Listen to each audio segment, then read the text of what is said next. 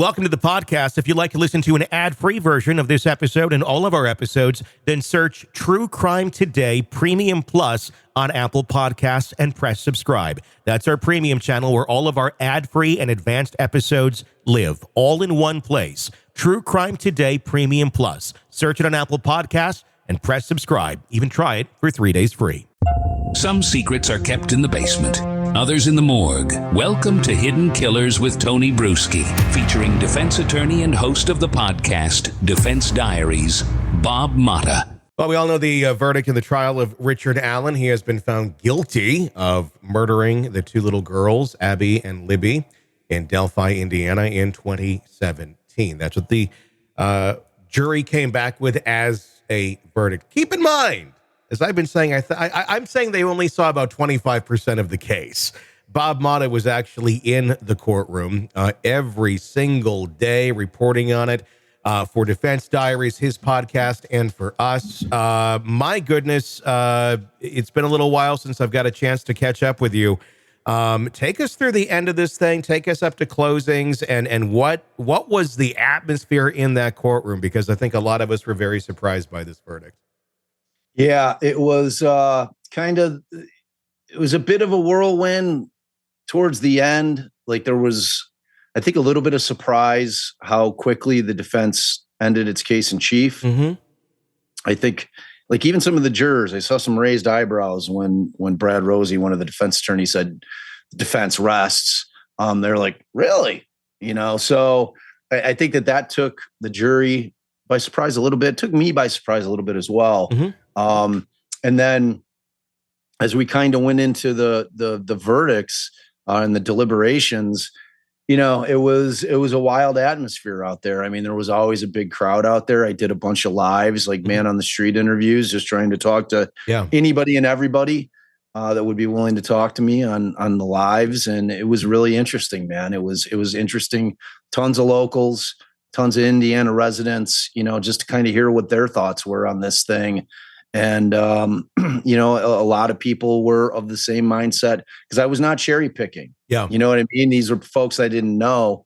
I mean, obviously I talked to, some of the other lawyers and YouTubers that were there, but in terms of just the citizens that I spoke to, many of them, a majority of them were of the same mindset that you are. And I think that you're seeing that post-verdict online as well.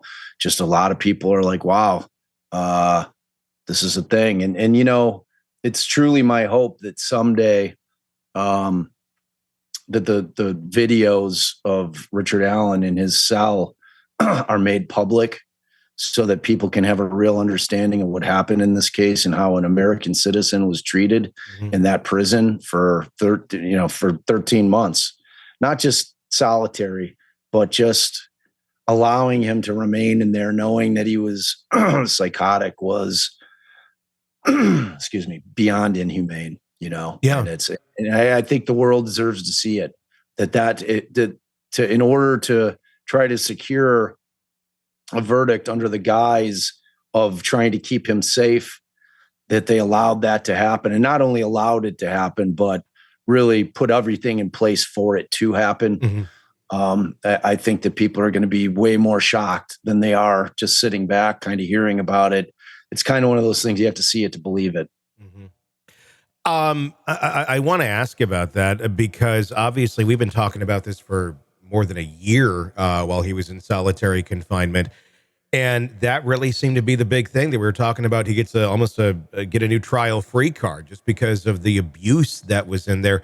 Obviously they're going to appeal this, but is there any legal recourse for the treatment that he received in that prison? Is there anything that can be done, whether he's free or not? Because it just seems to me that no matter what, this was not how they should have been operating, period. And it shouldn't sway on the verdict.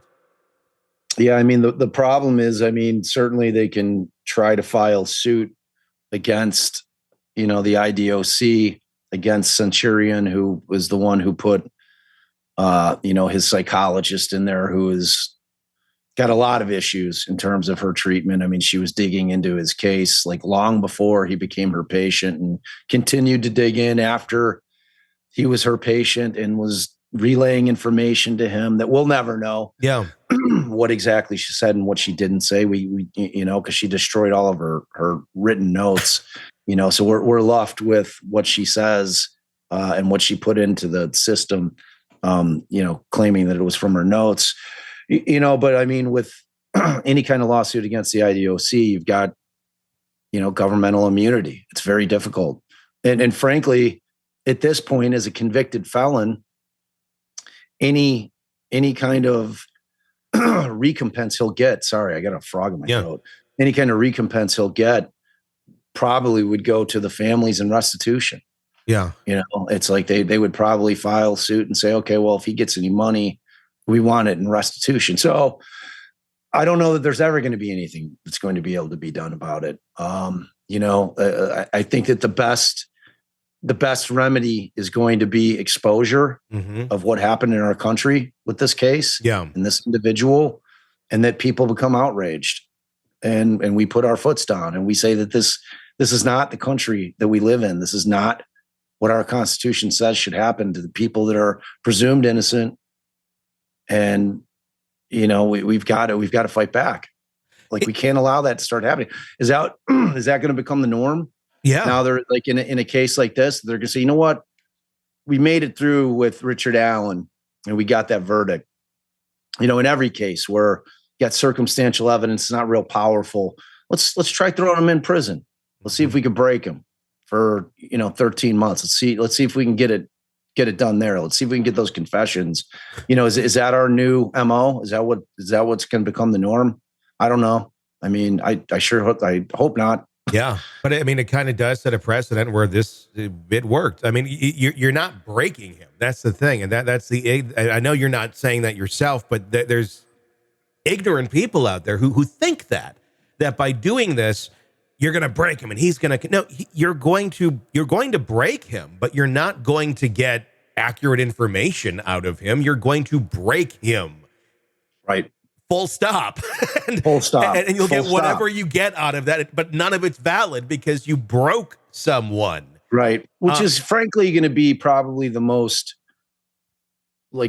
just fervently battled issue in the appeals. Yeah. Like whether or not those are voluntary, whether or not they're valid, like the appeal is going to really focus on everything. The appellate court, unlike the gallery, is going to get to see the videos of his incel because they were put into evidence. So the appellate court, and if it doesn't make it there to the Indiana Supreme Court, they're going to look at it. And I hope that they're outraged. I would hope that they're outraged. I hope that they put their foot down and they say, nope, no, this isn't how we do it here. This is not our country. This is it was inhumane, Tony. That's all I can tell you, man. Yeah. It was unbelievable. Welcome to the podcast. If you'd like to listen to an ad-free version of this episode and all of our episodes, then search True Crime Today Premium Plus on Apple Podcasts and press subscribe. That's our premium channel where all of our ad-free and advanced episodes live, all in one place. True Crime Today Premium Plus. Search it on Apple Podcasts and press subscribe. Even try it for 3 days free. Let's be honest.